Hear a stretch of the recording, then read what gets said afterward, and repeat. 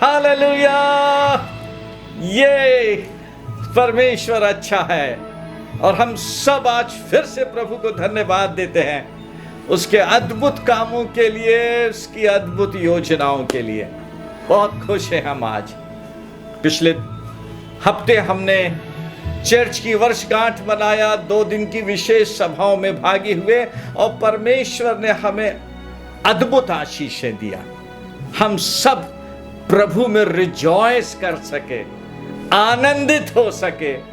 प्रभु को धन्यवाद, और धन्यवाद उसकी दया में जो वचन प्रभु ने भेजा है। आइए आज रविवार की इस आराधना को हम प्रार्थना के साथ में शुरू करें, परमेश्वर को धन्यवाद देते हुए। प्रभु धन्यवाद रविवार की इस आराधना के लिए। आपके लोग आपकी पवित्र उपस्थिति में जमा हैं।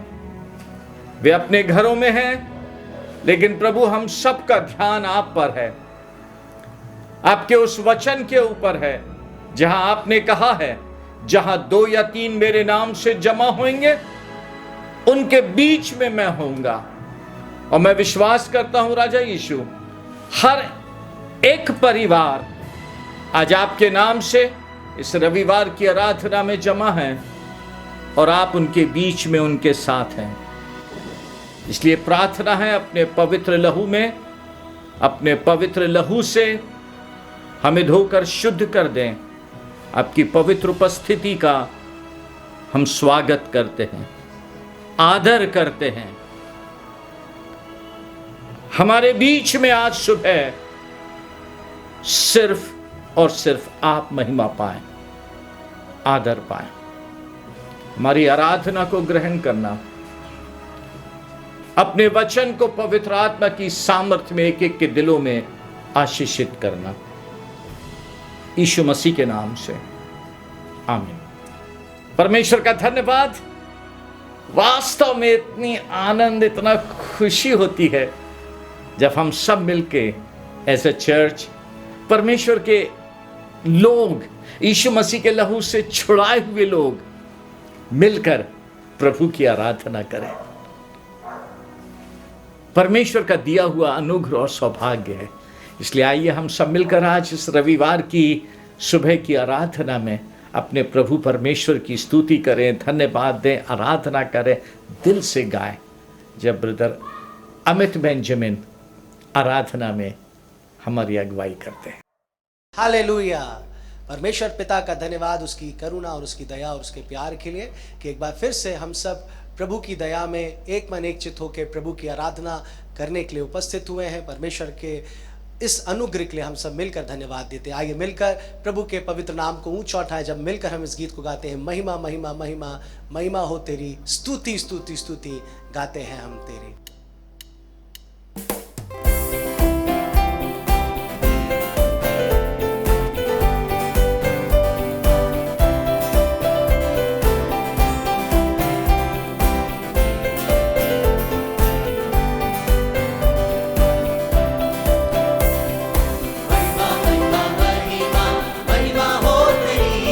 स्तुति स्तुति गाते हैं तेरी, महिमा महिमा महिमा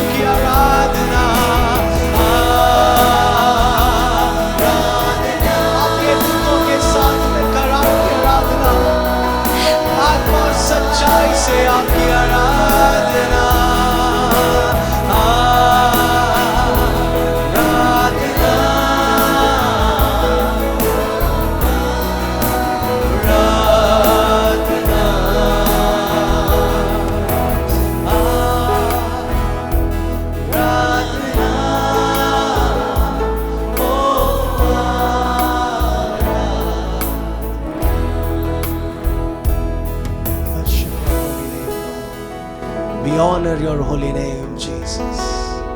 आपके तुल्य ना तो कोई था, ना तो कोई है और ना तो कोई कभी होगा प्रभु। आज आपकी पवित्र हुजूरी में हम सब कलीसियाई रूप में एक परिवार के समान आपके चरणों में आके आपको दंडवत करते हैं प्रभु।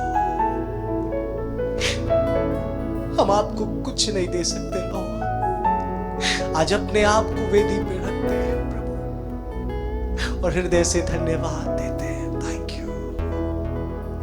Thank you Jesus for your mercy and grace. आइए चर्च अपनी आंखों को यूं ही बंद रखें और मैं रिक्वेस्ट करूंगा हमारे बीच में भाई एनॉक है, वो हमारी प्रार्थना में अगुवाई करेंगे। Thank you Lord. दिल से धन्यवाद देते हैं प्रभु आपको, दिल से धन्यवाद देते हैं जीसस कि आपने हमें चुना है जीसस अपनी वर्शिप करने के लिए, आपकी वर्शिप करने के लिए आपने हमें चुना है लॉर्ड। हम दिल से धन्यवाद देते हैं जीसस। हम इस योग्य नहीं है लॉर्ड, लेकिन आप हमारी स्तुतियों पे विराजमान होते हैं लॉर्ड। इससे बड़ा प्रिविलेज हमारे लिए कुछ नहीं है लॉर्ड कि हम अपने राजा की स्तुति कर पाते हैं, अपने सिरजनहार की स्तुति कर पाते हैं लॉर्ड। आप हमारी स्तुति आराधना को एक्सेप्ट करिए लॉर्ड, उस पर विराजिए लॉर्ड और महिमा पाइए लॉर्ड, महिमा पाइए जीसस। सब कुछ को आपके हाथों में सौंपते हैं जीसस। जो आगे का वचन है उसको भी आपके हाथों में सौंपते हैं लॉर्ड। आपका पवित्र आत्मा आपके लोगों से बात करे जीसस, मूव करे लॉर्ड, सिर्फ और सिर्फ आपकी महिमा के लिए। सब कुछ क्यों आपके पैरों पे रखते हैं लॉर्ड, और इस छोटी सी विनती को आपके प्यारे बेटे यीशु के नाम से मांग लेते हैं, आमीन। इन भेंटों के लिए जो आपने निकाला है प्रभु के लिए हम प्रार्थना करेंगे। प्रभु यीशु आपको बहुत धन्यवाद, आपके लोगों ने आपके राज्य में, आपके राज्य के बढ़ती के लिए, आपके भवन के लिए और भवन की सब ज़रूरतों के लिए भेंट को निकाला है। आप इसको प्रभु यीशु मसीह में ग्रहण करें और हर एक परिवार आप में, हर एक इंडिविजुअल प्रभु यीशु आप में आशीषित हुए, आपके दया में उन्हें आशीष मिले लॉर्ड। वे अपने जीवनों में प्रतिफल को पाएं, आपकी दखल अंदाजी को पाएं। आशीषित करें यीशु मसीह के नाम से, आमीन। परमेश्वर का धन्यवाद।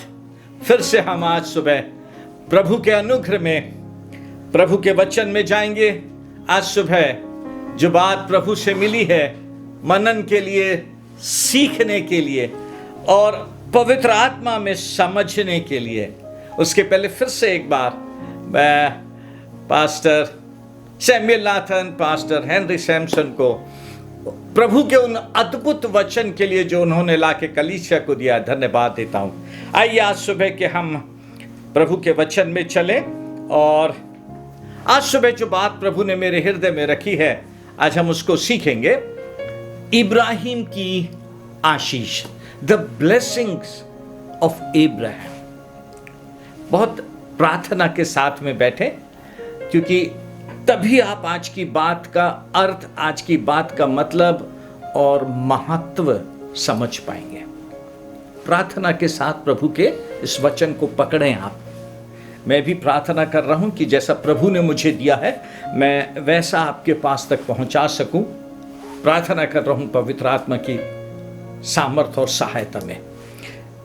ब्लेसिंग्स ऑफ इब्राहिम, लेकिन मैं उसको शुरू करूंगा भजन संहिता 138 और उसकी 8वीं आयत, साम 138:8। परमेश्वर अपने वचन में कहता है, दाऊद इस भजन का लिखने वाला बोलता है, यहोवा मेरे लिए सब कुछ पूरा करेगा। यहोवा मेरे लिए सब कुछ पूरा करेगा। हे यहोवा, तेरी करुणा सदा की है, तू अपने हाथों के कार्यों को त्याग न दे। इंग्लिश की बाइबल में से इंग्लिश का अनुवाद पढ़ता हूं मैं आपके लिए। The lord will work out his plans for my life, your life. The lord will work out his plans for my life, for your faithful love, O Lord, endures forever. Do not abandon me, for you made me. Dawood कह रहा है अपने इस अध्याय में, प्रभु के वचन में, पवित्र आत्मा में, परमेश्वर अपने प्लान को मेरे जीवन में, आपके जीवन में पूरा करेगा। क्यों? क्योंकि उसकी करुणा सदा की है और हम उसके हाथ के बनाए हुए हैं। अपनी उस अद्भुत करुणा में जो सदा की है और अपने इन हाथों के कामों में जिसमें उसने हमें बनाया है, परमेश्वर अपने प्लान को पूरा करेगा। और आज सुबह प्रभु के इस प्लान को हम समझेंगे, सीखेंगे, जिसको परमेश्वर हमारे जीवनों में पूरा करना चाहता है, पूरा होते हुए देखना चाहता है। उसका प्लान क्या है? कि हम इब्राहिम की आशीष में चलने वाले बने, हम इब्राहिम की आशीष में चलने वाले लोग बने। आइए प्रभु के वचन से हम आज की इस बात को समझें। यदि आप देखें तो मैं बाइबल में के शुरुआत के अध्यायों में से कुछ शुरुआत आपसे कहना चाहता हूं आज की बात को समझाने के लिए। पहली शुरुआत थी जब परमेश्वर ने आदम और हव्वा को बनाया और अदन के बगीचे में रख के उनको आशीषित किया, और वहां पे आदम और हव्वा उस आशीष में नई शुरुआत पाके चले। उन्होंने डिसोबे कर दिया, अनाज्ञाकारिता किया, और फिर उनको अदन के बगीचे से निकाल दिया गया। लेकिन बाइबल कहती है जब वे अदन के बगीचे से बाहर निकल के इस दुनिया में आम जीवन जीने लगे, तो बाइबल हमको एक दूसरा शुरुआत बताती है। उत्पत्ति उसका चौथा अध्याय, उत्पत्ति उसका चौथा अध्याय और उसकी आखिरी आयत में हम पाते हैं एक दूसरी शुरुआत, जहां लिखा हुआ है शेत के भी एक पुत्र उत्पन्न हुआ।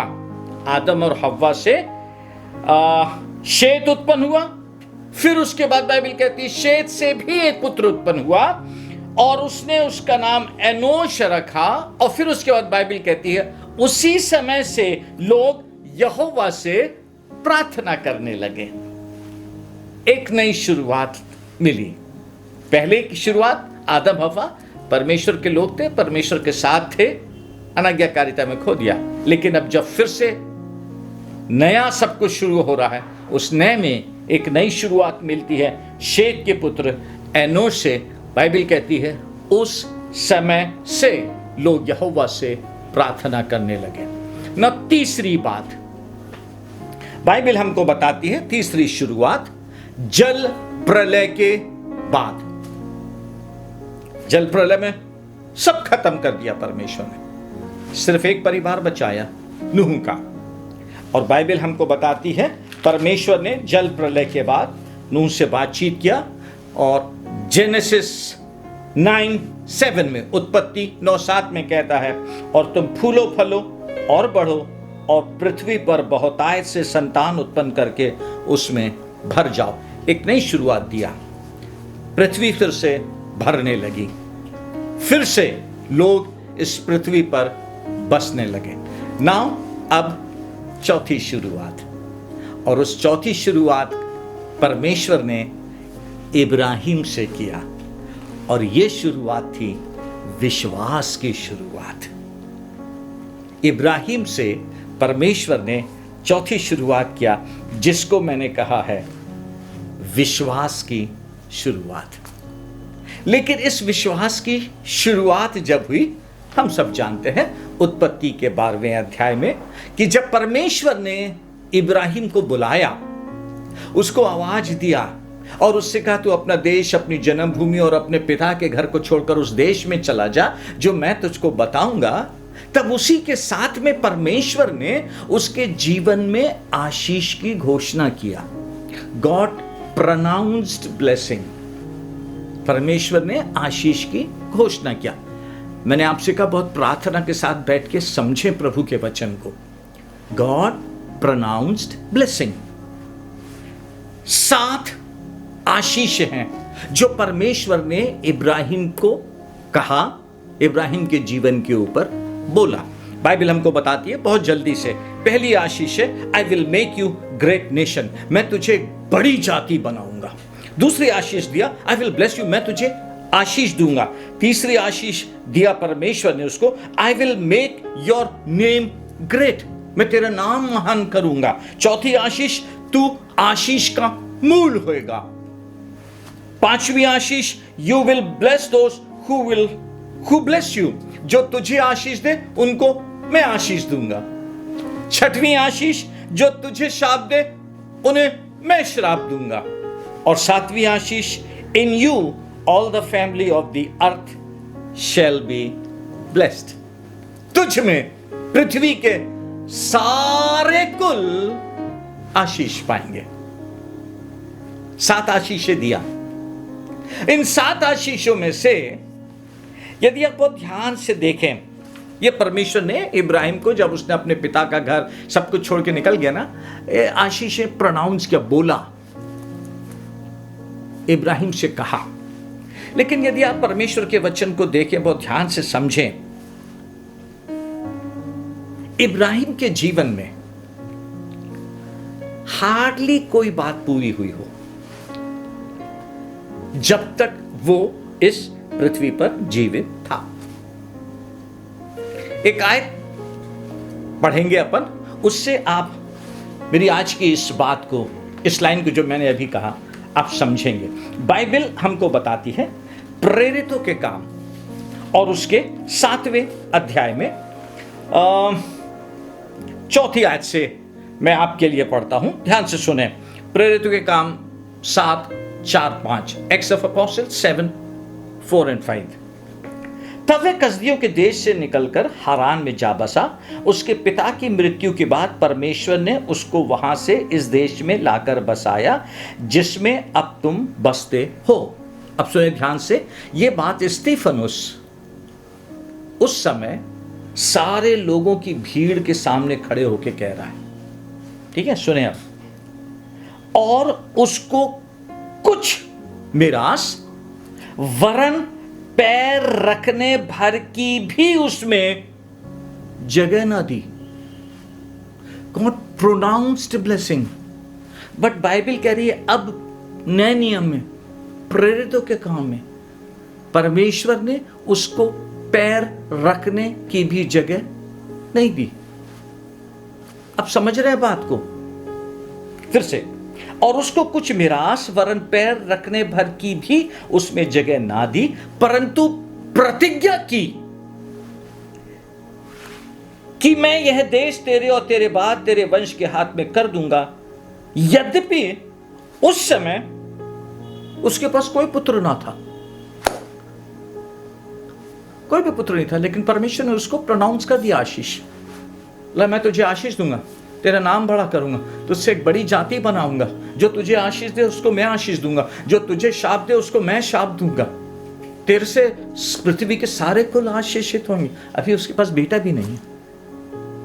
अब समझे चर्च, परमेश्वर ने इब्राहिम को ये सब आशीषें दिया, कहा, लेकिन इब्राहिम जब तक जीवित था इसाक को छोड़ उसको कुछ भी नहीं मिला, उसको कुछ भी नहीं मिला। आगे चलें ना,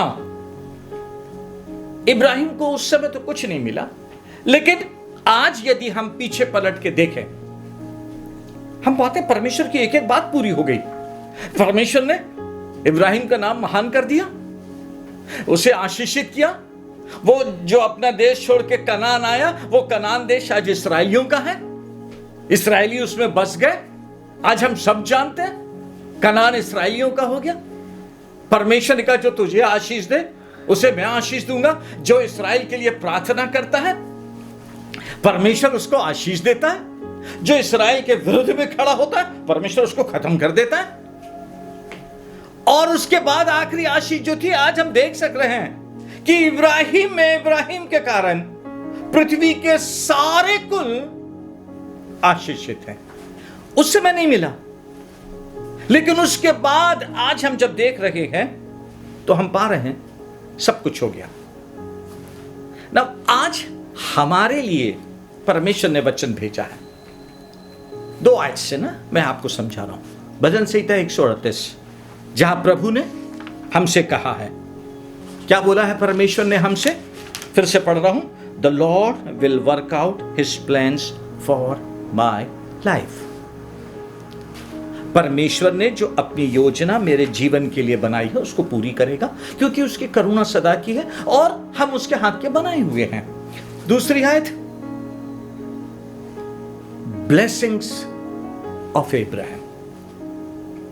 नाउ कैसे ये हमारे जीवन में पूरा होएगा और क्या है वो इब्राहिम की आशीष जो परमेश्वर हमारे जीवन में देखना चाहता है, करना चाहता है, हमको उन आशीषों में ले जाना चाहता है, जिसके लिए इतने सालों पहले दाऊद के मुंह से निकलवाया। परमेश्वर अपनी योजना को पूरी करेगा। देखें, बाइबल कहती है गलतियों की पुस्तक और उसका 3रा अध्याय 11वीं आयत से मैं पढ़ता हूं, ध्यान से सुने। पर यह बात प्रकट है कि व्यवस्था के द्वारा परमेश्वर के यहां कोई धर्मी नहीं ठहरता, क्योंकि धर्मी जन विश्वास से जीवित रहेगा। पर व्यवस्था का विश्वास से कोई संबंध नहीं, क्योंकि जो उनको मानेगा वह उनके कारण जीवित रहेगा।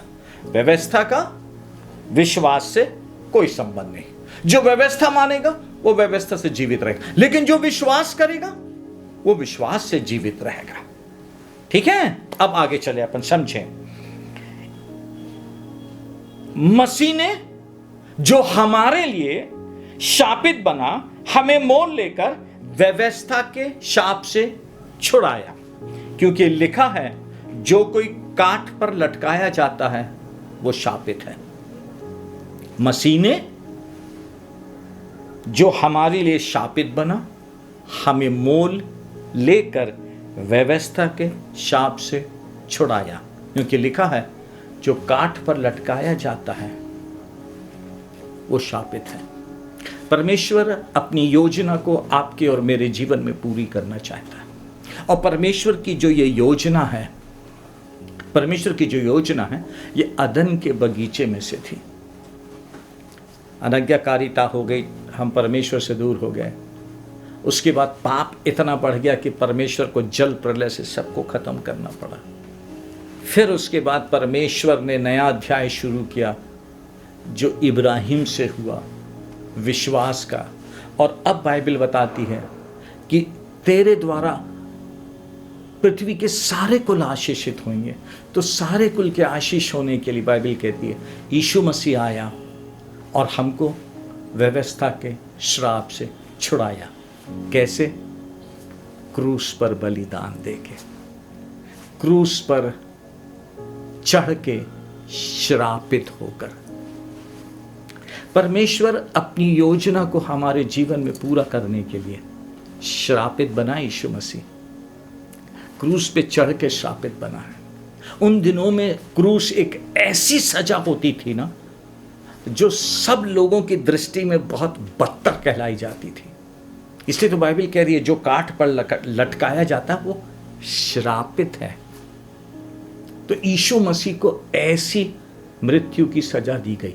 वो हमारे पापों की क्षमा के लिए थी। उसमें हमने पापों की क्षमा पाया, उद्धार पाया, हमने छुटकारा पाया, हमने जीवन पाया। लेकिन उसी के साथ साथ एक और काम जो हुआ, वो हम श्राप से छूट गए। और वो श्राप से छूटने के लिए यीशु मसीह को क्रूस पर लटक कर श्रापित बनना पड़ा। क्यों?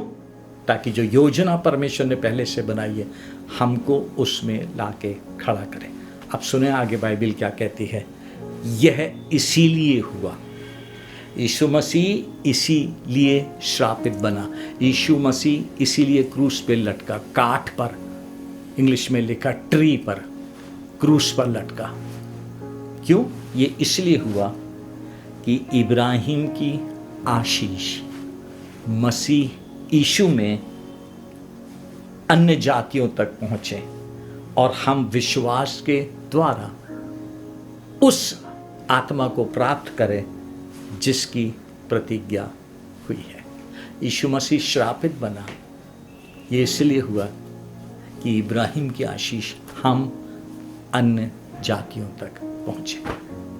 परमेश्वर का पहले से मकसद था पहले से मकसद था, उसका ये प्लान था। उस प्लान में यीशु मसीह हमारे लिए इतनी बड़ी कीमत चुकाया कि हम इब्राहिम की आशीष पाए, हम इब्राहिम की आशीषों में आए। आज जो बात प्रभु ने मुझे दिया है ना आपको समझाने के लिए, पहले मैं फिर से वही भजन संहिता 138 पढ़ता हूँ, फिर हम आज की बात में आगे चलेंगे। The lord will work out. आज यहाँ खड़े होके मैं उसको थोड़ा सा चेंज कर देता हूँ। परमेश्वर ने उस काम को पूरा कर दिया। ये एक प्रकार से दाऊद भविष्यवाणी कर रहा था, the lord will work out his plan for our lives.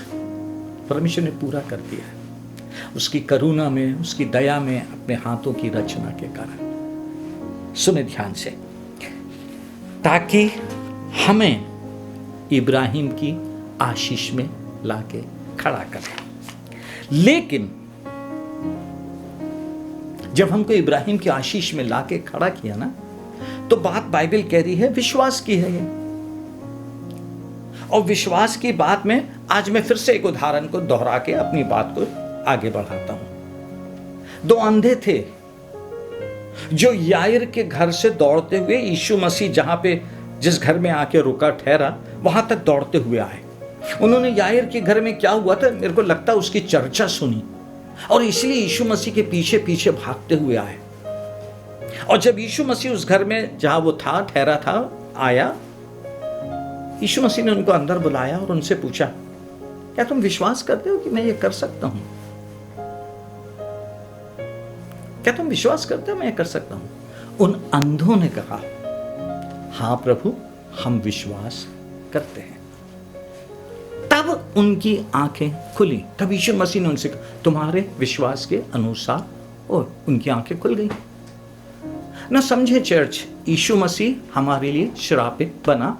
और बाइबल कहती है ये इसीलिए हुआ कि इब्राहिम की आशीष मसीह यीशु में अन्य जातियों तक हम तक पहुंचे, और ये परमेश्वर की योजना है। तो अब इसका खुलासा, इसका प्रगटीकरण हमारे जीवन में तब होगा जब हम विश्वास करेंगे, जब हम विश्वास में जाके टैप करेंगे, जब हम विश्वास में जाके परमेश्वर के सामने खड़े होके उन आशीषों को लेना शुरू करेंगे, तब हमारे लिए बात पूरी होगी। लेकिन मैं जो बात प्रभु ने आज दिया है आपको समझाने के लिए, आपको बताने के लिए ना, हमने इब्राहिम की आशीष को अभी तक एक ही तरफ समझा है। हम जानते हैं इब्राहिम की आशीष, हम क्लेम करते हैं, हम बोलते हैं, हम चाहते हैं इब्राहिम की आशीष में आना, लेकिन हमने उसको एक तरफ समझा है, हमने उसको एक तरफ लिया है। और उस एक तरफ लेने का हमारा मकसद क्या था? कि इब्राहिम की आशीष में इब्राहिम को परमेश्वर ने धनाढ्य बना दिया, हमको भी धनाढ्य बना दे। इब्राहिम के पास दास दासियां थे, हमको भी दास दासियां मिले। इब्राहिम एक लंबी उम्र जिया, हम भी एक लंबी उम्र जिए। अब समझे, प्लीज समझे बात को। आज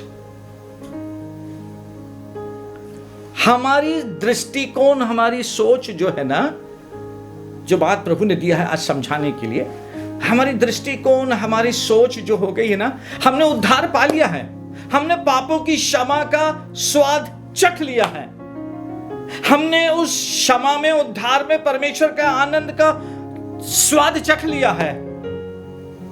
लेकिन हमारा जीवन में रोमियो 12वें अध्याय की पहली 2 आयतें पूरी नहीं हो पा रही हैं। मैं परमेश्वर की दया स्मरण दिलाकर तुमसे विनती करता हूं कि तुम अपने अपने शरीरों को जीवित, पवित्र और परमेश्वर को भावता हुआ करके बलिदान चढ़ाओ, क्योंकि यही तुम्हारी आत्मिक सेवा है। और उसके बाद कहता है, इस संसार के सादृश्य ना बनो, परंतु तुम्हारी बुद्धि के नए हो जाने से तुम्हारा चाल चलन भी बदलता जाए। हम खुश हैं, आनंदित हैं, और उस खुशी में, आनंदित में उद्धार पा लिया है, और हमको बस अब यह है कि प्रभु यीशु मसीह आए और हम ऊपर उठा लिए जाएं। लेकिन अभी नहीं आ रहा है, तो दुनिया में है तो इब्राहिम की आशीष मिल जाए। तो यीशु मसीह, आपने तो कहा है मांगो और तुम्हें दिया जाएगा, ढूंढो और तुम पाओगे, खटखटाओ और तुम्हारे लिए खोला जाएगा। अधिकतर विश्वासी मसीही लोग सिर्फ इसी बात में अटके हुए हैं और वो इब्राहिम की सिर्फ इसी आशीष में है और परमेश्वर से वही आशीष मांगते रहते हैं। आपने कहा है आप श्रापित हुए हैं, आप श्रापित हुए हैं कि हम आशीषित हुए? आज मसीही समाज प्रोस्पेरिटी गॉस्पेल से भरा पड़ा है, भरा पड़ा है। बिल्कुल गलत नहीं है, क्योंकि बाइबल में बहुत बार हमारे लिए आशीष की बात कही है। बाइबल कहती है 10वां हिस्सा दो, परमेश्वर आकाश के झरोखे खोल के आशीष देगा परमेश्वर। पौलुस कहता है जब उसके पास लोग उसकी जरूरत की पूर्ति के लिए कुछ सहायता को लेकर आए तो बोला, फिलिपियों की कलीसिया को लेकर बोलता है इसका मतलब यह नहीं कि मैं अपनी जरूरत के लिए कह रहा हूं, नहीं, मैंने सीखा है, मैं सब बातों में संतुष्ट हूं। लेकिन जब मिल गया तो उसके बाद क्या बोला, मेरा परमेश्वर तुम्हारी हर घटी को अपने उस बड़े धन के अनुसार जो महिमा के साथ मसीह यीशु में है पूरी करेगा। तो यह आशीष है, बिल्कुल गलत नहीं है। आप समझे में आज की बात जो प्रभु से मिली बिल्कुल गलत नहीं है।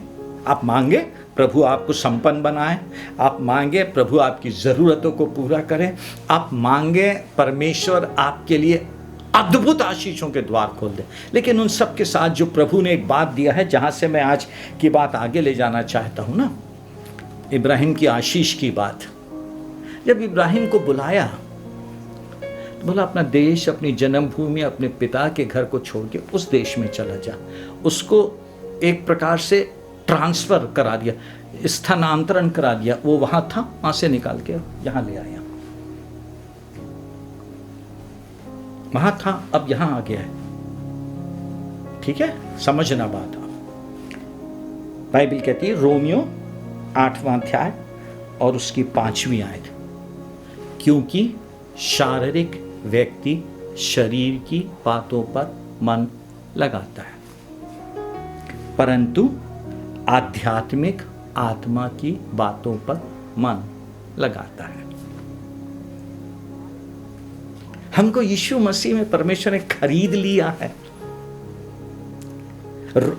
कुरिन्थ की पत्री में बोलता है ना पौलुस, तुम अपने नहीं हो, दाम देकर मोल लिए गए हो, इसलिए अपनी देह के द्वारा परमेश्वर की महिमा करो।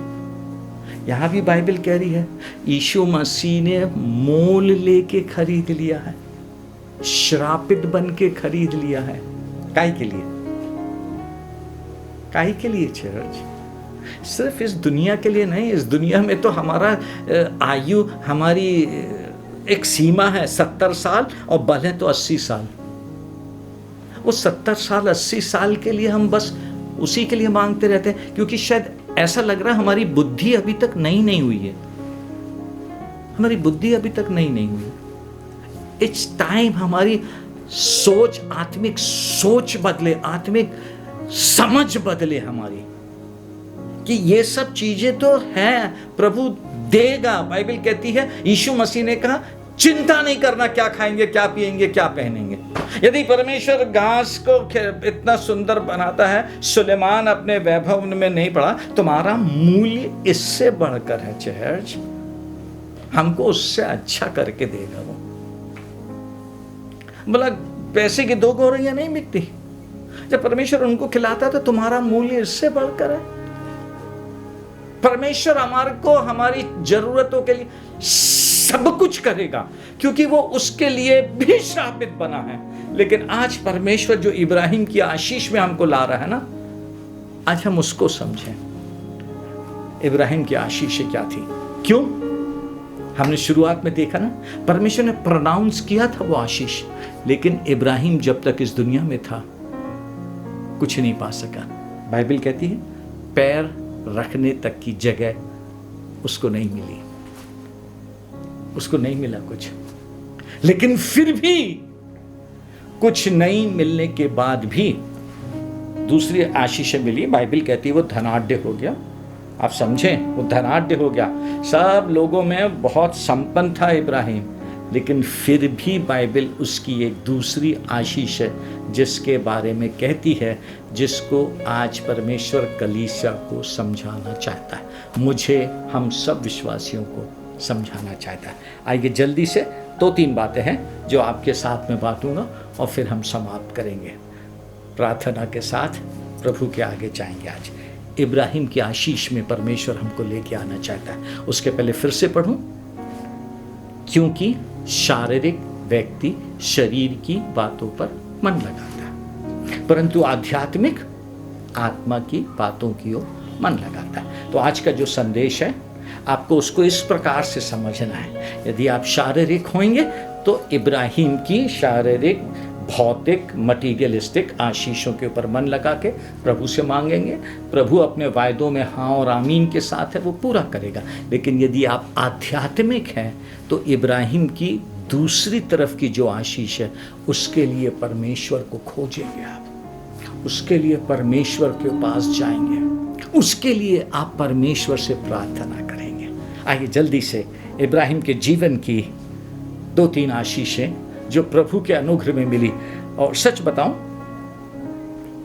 मैं ऐसे ही बैठा हुआ था, पढ़ रहा था जब बाइबल, अचानक से ये हिस्सा मेरे सामने आया।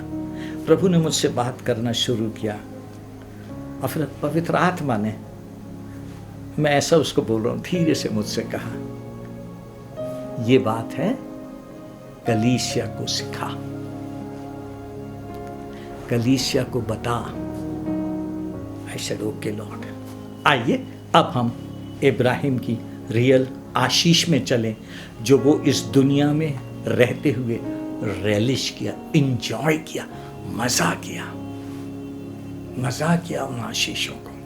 सबसे पहली इब्राहिम की आशीष, इब्राहिम की सबसे पहली आशीष, वो ध्यान से प्रार्थना के साथ सुने। पहली आशीष, by calling Abraham, God brought him into a relationship with him। Ibrahim को बुलाकर परमेश्वर इब्राहिम को अपने साथ एक गहरे संबंध में ले आया।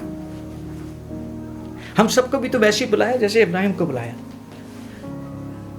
प्रेरितों के काम में स्टीफनुस बोलता है ना, मैं पढ़ता हूं आपके लिए वो आयत, 7वें अध्याय में कहता है, स्टीफनुस ने कहा, हे भाइयों पितरों सुनो, हमारा पिता अब्राहम हरान में बसने से पहले जब मेसोपोटामिया में था तो तेजों में परमेश्वर ने उसे दर्शन देकर कहा, ग्लोरियस गॉड, उसको दर्शन देकर कहा और उससे कहा, तू अपने देश, अपने कुटुंब से निकलकर उस देश में जा जिसे मैं तुझे दिखाऊंगा। God brought him into a relationship. और मैं जब बैठा था सोच रहा था, बहुत उसका होली स्पिरिट बात कर रहा था, मैं उसको एक संबंध में लेके आया। जहां संबंध में लेके आया प्रभु, आप प्रभु ने कहा वैसा संबंध जहां मैं उससे बात करूंगा, मेरी आवाज को सुनेगा।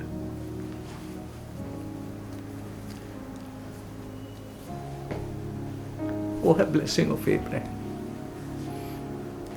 यीशु मसीह के क्रूस की कीमत है वो।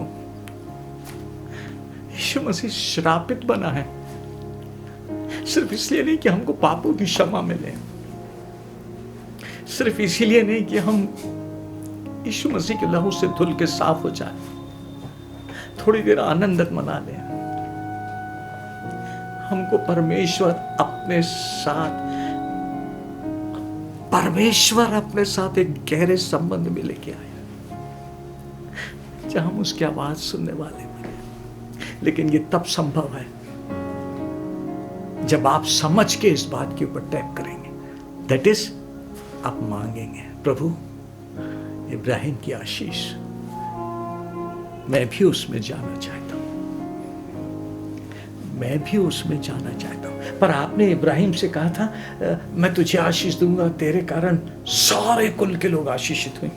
आपके और मेरे लिए भी कहा है जी। ध्यान से सुने, बाइबल कहती है यशाया 55 तीसरी, चौथी और 5वीं आयत में, ध्यान से सुनो, कान लगाओ, मेरे पास आओ, सुनो, कान लगाओ, मेरे पास आओ, सुनो, तब तुम जीवित रहोगे और मैं तुम्हारे साथ सदा की वाचा बांधूंगा, अर्थात दाऊद पर की अटल करुणा की वाचा। सुनो, मैंने उसको राज के लोगों के लिए साक्षी और प्रधान और आज्ञा देने वाला ठहराया है। सुन, तू ऐसी जाति को जिसे तू नहीं जानता बुलाएगा और ऐसी जातियां जो तुझे नहीं जानती तेरे पास दौड़ी आएंगी। वे तेरे परमेश्वर यहोवा और इस्राएल के पवित्र के निमित्त यह करेंगी, क्योंकि उसने तुझे शोभायमान किया है। वो है चर्च इब्राहिम की आशीष, जिसके लिए यीशु मसीह क्रूस के ऊपर श्रापित बना। उस आशीष में परमेश्वर लेकर आना चाहता है। When God called Abraham, जब परमेश्वर ने इब्राहिम को बुलाया तब उसके साथ गहरे संबंध में चला गया। इतना खुश था परमेश्वर। इतने समय के बाद, आदम हव्वा के बाद एक बड़ा समय गुजरा, पाप में चली गई दुनिया, जल प्रलय से खत्म कर दिया, नूह को आशीषित करके फिर पूरी दुनिया बसा दिया। जब फिर से पूरी दुनिया बस गई, अब सोचें कैसे परमेश्वर ठहरा रहा। और फिर उसके बाद उसको इब्राहिम मिला, जिससे परमेश्वर बात करेगा।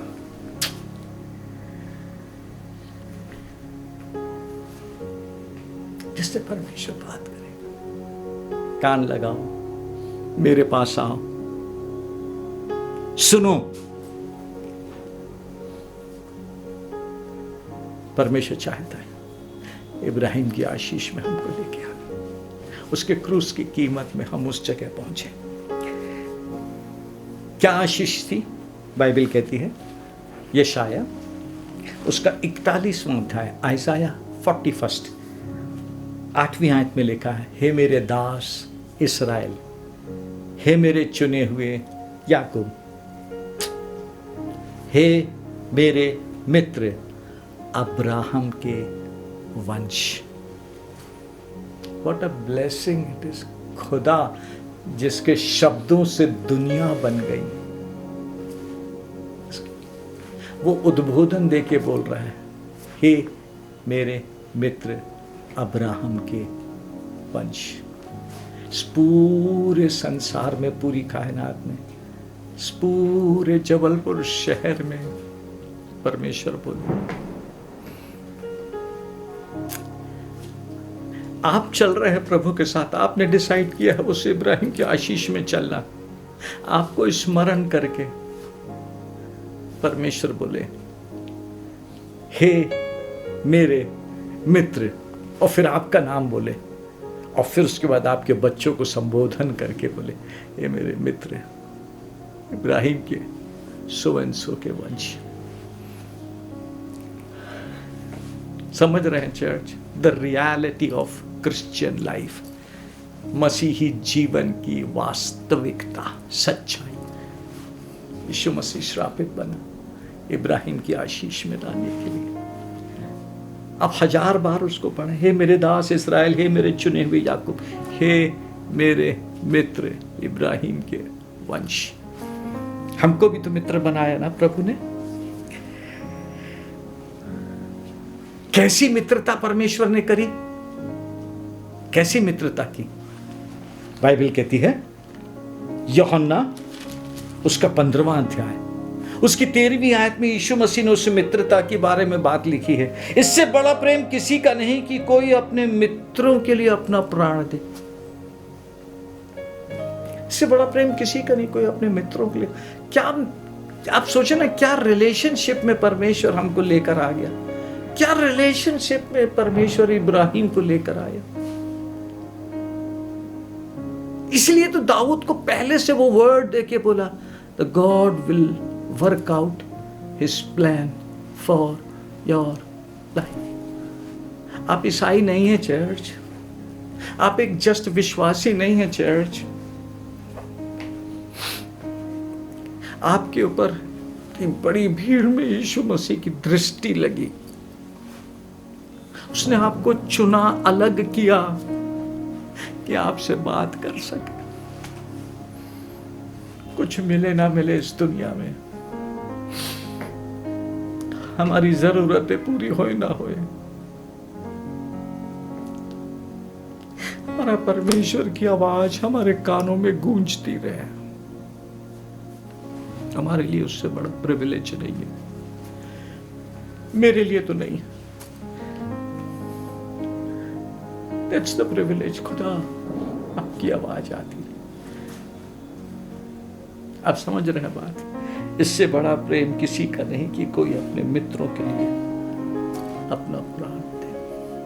उस रिलेशनशिप में लेके आया प्रभु, हमको मित्र बना के अपना प्राण दे दिया, अपना प्राण दे के हमको अपना मित्र बना दिया। और अब एज अ फ्रेंड उसकी एक ही डिजायर है, वो आके हमसे बात करना चाहता है। आपको नहीं लगता ऐसा? आपको खुशी नहीं लगती चर्च? आपको सौभाग्य नहीं लगता ये? सब चीजों से बढ़कर मेरी प्रार्थना है परमेश्वर आपकी प्रार्थना सुन के आपको बहुत आशीष दे। मटीरियलिस्टिक एक भी चीज की कमी आपके अंदर ना रहे, लेकिन बीइंग पास्टर, आत्मिक पिता होके जो वचन मिला है, उस वचन के दृष्टिकोण में ये भी प्रार्थना करूंगा कि आप इब्राहिम की इस आशीष को भी समझें जो परमेश्वर का प्लान है आपके लिए। परमेश्वर की आवाज सुने। आइए जल्दी से प्रभु के वचन में बढ़ें। दूसरी आशीष जो इब्राहिम को मिली, मैं बिल्कुल सच बोलूं आपसे, मैं अचंभित था जब होली स्पिरिट बात करके मेरे को ये आशीषें समझा रहा था। एंड आई एम प्रेइंग बहुत उससे। कुछ नहीं चाहिए जो यीशु मसीह श्रापित बना है, यदि इन आशीषों के लिए तो मैं समर्पण करता हूं अपने आप का। दूसरी आशीष बाइबल कहती है, जब मित्र बना लिए ना, बहुत से मित्र हो जाते हैं हमारे, लेकिन उसमें भी हम फिर चुनते हैं क्या? बाइबल कहती है God had a confidence on Ibrahim. परमेश्वर का इब्राहिम के ऊपर कॉन्फिडेंस था, कॉन्फिडेंस था परमेश्वर। यीशु मसीह और इब्राहिम की मित्रता में कॉन्फिडेंस। हमारे पास भी 10 मित्र होते हैं, लेकिन उन 10 मित्रों में से हम चुनते हैं किस पे हम कॉन्फिडेंट हो सकते हैं, कौन हमारे साथ खड़े होएगा, कौन हमारी बात को समझ के जो हम चाहते हैं वो करेगा। आप समझें बात? जो हमारी बात को समझ के, हमारी बात को पकड़ के फिर हमसे बात करेगा। God had a confidence. देखिए उस कॉन्फिडेंस की आयत आपको बताता हूं। बाइबल कहती है उत्पत्ति उसके 18वें अध्याय में लिखा है 16वीं आयत से, फिर वे पुरुष वहां से चले और सदोम की ओर दृष्टि की, और इब्राहिम उन्हें विदा करने के लिए उनके संग संग चला। तब यहोवा ने कहा, यह जो मैं करता हूं उसे क्या इब्राहिम से छिपा रखूं? ये जो मैं करता हूं मैं उसको इब्राहिम से छिपा रखूं? आगे सुने आप, इब्राहिम से तो निश्चय एक बड़ी और सामर्थी जाति उपजेगी और पृथ्वी की सारी जातियां उसके द्वारा आशीष पाएंगी। सुने, क्योंकि मैं जानता हूं। कॉन्फिडेंस था परमेश्वर को इब्राहिम पे। आज पवित्र आत्मा जो बात दिया है हमको समझने के लिए, हमारे मसीही जीवन में यीशु मसीह के साथ चलते चलते आप कहां पहुंचे हैं? क्या प्रभु आपके ऊपर, मेरे ऊपर कॉन्फिडेंस रख सकता है? अपने हृदय की बातों को खोलकर कॉन्फिडेंट हो सकता है? कुछ भी हो जाए, फाइनली ये बच्चा सिर्फ मेरे को महिमा देगा, अपनी ग्लोरी नहीं लेगा, अपनी इच्छा के कामों को नहीं करेगा, अपनी योजना को पूरी नहीं करेगा, अपने डिजायर्स में नहीं जाएगा, अपनी अपेक्षाओं को पूरी नहीं करेगा। परमेश्वर कॉन्फिडेंस हो गया है हम पर, जो मैं कहूंगा, जितना मैं चाहता हूं, जैसा मैं चाहता हूं, मेरा ये मित्र मेरे लिए सिर्फ वैसा ही काम करेगा। He is passionate for me, for my glory. आप समझ रहे हैं बात? सुनिए परमेश्वर इब्राहिम के लिए क्या कहता है। मैं जानता हूं कि वह अपने पुत्रों और परिवार को जो उसके पीछे रह जाएंगे आज्ञा देगा कि वे यहोवा के मार्ग में अटल बने रहें और धर्म और न्याय करते रहें, ताकि जो कुछ यहोवा ने अब्राहम के विषय में कहा है उसे पूरा करें। God had a confidence. Ibrahim अपने बाद अपने बच्चों में वो बात डालेगा, बच्चों के बच्चों में वो बात डालेगा। अब सोचिए थोड़ी देर चर्च, मैं बिल्कुल, आप मुझे गलत नहीं समझे, मैं आपकी मटीरियलिस्टिक ब्लेसिंग्स के बिल्कुल अगेंस्ट में नहीं हूँ। खुश हूँ, आनंदित हूँ। प्रभु ने आपकी प्रार्थना सुना, आपके जीवन को देख के आपको आशीषित किया है। लेकिन आज जो बात प्रभु ने दिया है, शारीरिक व्यक्ति शरीर की बातों पर मन लगाता है, आत्मिक आध्यात्मिक आत्मा की ओर मन लगाता है। मसीही जीवन के चलन में आज आप कहाँ हैं? क्या परमेश्वर आपके ऊपर ये विश्वास कर रहा है, कॉन्फिडेंट है कि ये अपने बाद अपने बच्चों को भी मेरी शिक्षा देगा?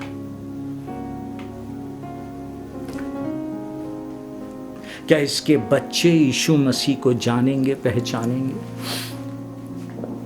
इब्राहिम विश्वास योग्य होके चला, उसका बेटा इज़ाक विश्वास योग्य होके चला। परमेश्वर ने उसको आज्ञा दी, नहीं छोड़ना, ये अकाल आया है, यहीं रहना। Okay Lord.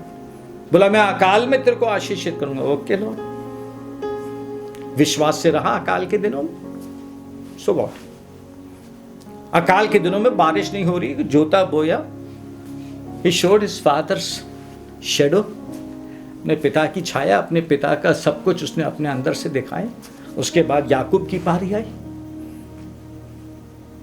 याकूब के जीवन में भी उसने भी परमेश्वर की बात को पूरा किया, तभी तो इतना लाबान के साथ कॉन्फिडेंट होकर बात कर सका।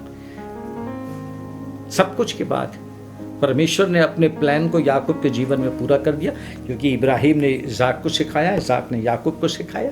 और हम सब जानते हैं उसके बाद याकूब अपने बेटे यूसुफ से प्यार करता था, उसके अंदर वो डाल दिया और यूसुफ परमेश्वर के लिए खड़ा रहा।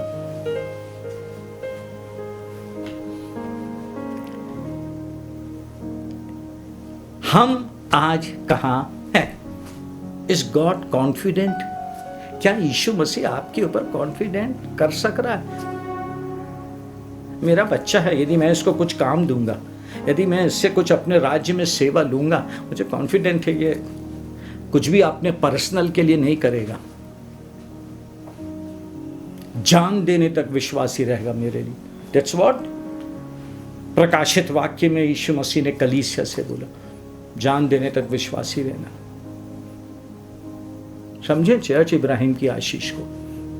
जल्दी से तीसरी और आखिरी बात,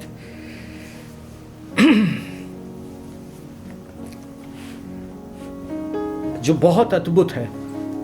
इब्राहिम को चुना, बुलाया, सब कुछ किया, लेकिन उसके साथ जो एक बात थी ना, God executed his plan, his mind through Ibrahim. परमेश्वर के दिल में, दिमाग में जो योजना थी ना, उसको पूरा करने के लिए परमेश्वर को एक व्यक्ति इब्राहिम मिल गया, जो मित्र भी बना और जिस पे परमेश्वर कॉन्फिडेंट भी था। आज की इस दुनिया में परमेश्वर फिर से अपनी योजना को, मुझे ठीक से वो हिंदी का शब्द नहीं मालूम, सॉरी, एग्जीक्यूट करना चाहता है, कार्य रूप में परिणत करना चाहता है। और उसके लिए उसे एक व्यक्ति, विश्वासी चाहिए, जिसका यीशु मसीह के साथ गहरा संबंध, गहरा संबंध मित्र और मित्र के साथ में यीशु मसीह को उसके ऊपर कॉन्फिडेंस। एक जन चाहिए परमेश्वर को, एक जन जिस पे यीशु मसीह भरोसा कर सके। ये मिल गया मेरे को, ये अपनी बड़ाई नहीं लेगा, ये अपनी इच्छा पूरी नहीं करेगा, ये अपनी नहीं करेगा, ये अपने आप को शो नहीं करेगा, पीछे छिप के सब कुछ काम करेगा, लेकिन मेरी इच्छा पूरी करेगा। I am confident in this.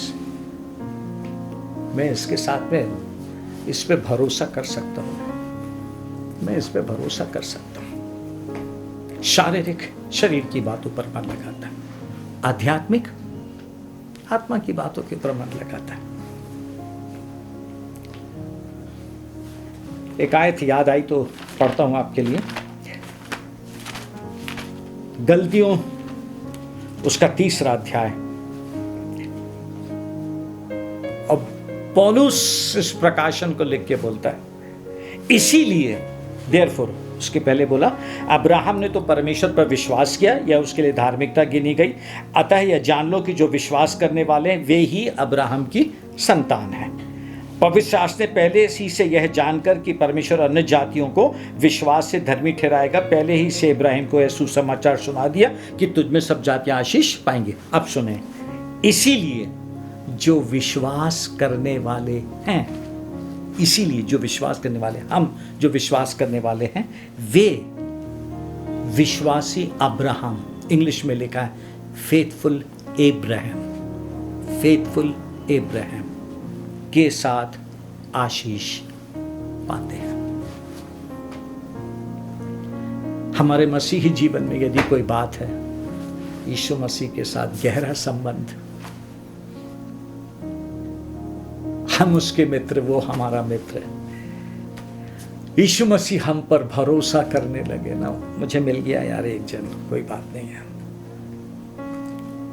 मैं अपने सारे प्लान को उसके द्वारा एग्जीक्यूट करा दूंगा, मैं अपने सभी योजनाओं को उसके द्वारा पूरा करा दूंगा। सोचे थोड़ी देर के लिए आप, परमेश्वर को एक जन मिल गया रेहनॉल्ड बोंकी, परमेश्वर ने अपने प्लान को जो दक्षिण अफ्रीका के लिए था उसके द्वारा एग्जीक्यूट करा दिया। पूरा कॉन्टिनेंट सुसमाचार सुना है। परमेश्वर को एक जन मिल गया सालों पहले, ब्रदर बिली ग्रैहम, लाखों लोगों को परमेश्वर ने उनके द्वारा सुसमाचार सुना दिया। परमेश्वर को एक जन मिल गया अंकल दीनाकरण, लाखों लोगों को परमेश्वर की तरस भरा स्पर्श मिल गया। आज फिर से परमेश्वर आपके जीवन में, आपके घर में, आपके सामने आके खड़ा हुआ है और कहता है, मेरा बेटा तुम्हारे लिए श्रापित बना है, इब्राहिम की आशीष में तुम आ सको, अर्थात मेरे साथ गहरे संबंध में, जहां मैं तुम पे भरोसा कर सकूं, कॉन्फिडेंस हो सकूं, और साथ ही में तुम्हारे द्वारा अपनी योजना को कार्य रूप में परिणत कर सकूं। आपके ऊपर है चर्च, इब्राहिम की कौन सी आशीष में आप जाना चाहते हैं। मटीरियलिस्टिक ब्लेसिंग के लिए पुकारते रहेंगे, पुकारते रहेंगे, पुकारते रहेंगे, या पहले कहेंगे प्रभु मित्र बना ले, मैं हूं प्रभु, आप मुझ पे भरोसा कर सकते हैं। I will never, never, never let you down in my life. आपकी दया में, अनुग्रह में, I will never let you down. ओह, परमेश्वर की अद्भुत उपस्थिति को महसूस कर रहा हूं, परमेश्वर की अद्भुत उपस्थिति को महसूस कर रहा हूं। आइए हम, जब ये गीत गाया जा रहा है, समझें, थोड़ी देर सोचें, बहुत आदर पूर्वक प्रभु के पास चलें। प्रभु आप मेरे लिए श्रापित बने हैं, अपनी योजना को मेरे जीवन में पूरी करने के लिए इब्राहिम की आशीष मुझ तक पहुंचे, मैं आपके साथ गहरे संबंध में आऊं, आप मुझ पर भरोसा करें कि मेरे द्वारा अपनी योजना को पूरी करेंगे। आज मैं समर्पित हूं, आज मैं समर्पित हूं लॉर्ड, आज मैं समर्पित हूं। अब्राहम का प्रभु, इसहाक का प्रभु,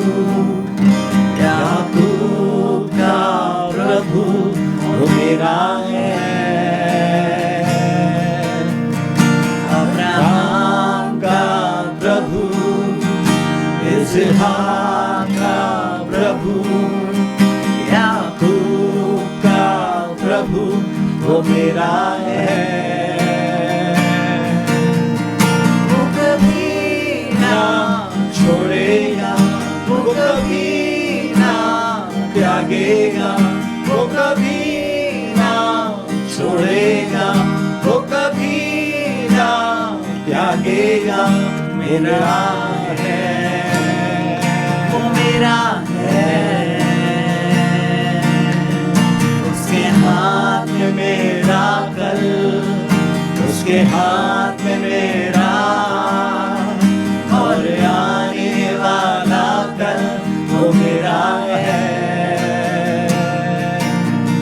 वो कभी ना छोड़ेगा, वो कभी ना त्यागेगा, वो कभी ना छोड़ेगा, वो कभी ना त्यागेगा, मेरा है, वो मेरा है। उसके हाथ में मेरा, उसके हाथ में मेरा कल, उसके हाथ में मेरा आज और आने वाला कल वो मेरा है। उसके हाथ में मेरा कल, उसके हाथ में मेरा आज और आने वाला कल वो मेरा है। अब्राहम का प्रभु, इसहाक का प्रभु, याकूब का प्रभु वो मेरा है, मेरा है। धन्यवाद प्रभु यीशु,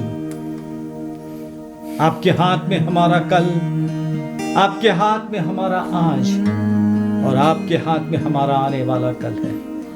आप कभी नहीं छोड़ेंगे, आप कभी नहीं छोड़ेंगे और कभी नहीं छोड़ेंगे। बस दया करें, अनुग्रह करें। आज की बात को समझ के पूरी कलीसिया प्रभु यीशु इब्राहिम की आशीष में जाने के लिए समर्पण कर सके। आपके उस क्रूस के बलिदान को समझ के आप कैसे हमारे लिए श्रापित हुए हैं उसको समझ के नया समर्पण करें। आध्यात्मिक होके आत्मा की बातों की ओर मन लगा के नया समर्पण करें, जिससे प्रभु यीशु आप हम पर भरोसा करें और अपने प्लान को, योजना को हमारे द्वारा कार्य रूप में परिणित कर ले। लो सहायता करें, अनुग्रह करें, आशीषित करें, यीशु मसीह के नाम से आमीन। प्रभु यीशु मसीह का अनुग्रह, परमेश्वर पिता का प्रेम, पवित्र आत्मा की अटूट संगति और सहभागिता हम में से प्रत्येक के साथ, मसीह जो शापित बना और उसमें जो इब्राहिम की आशीष हमें मिली, उसमें निरंतर चलने के लिए अब से लेके सदा तक बनी रहे। आमीन। बार बार सुने, प्रभु के अनुग्रह में, इब्राहिम की आशीष में चले। 21वीं सदी में प्रभु को एक जन मिल जाए जिससे प्रभु अपनी योजना को कार्य रूप में पूरा कर सके। Thank you and God bless you.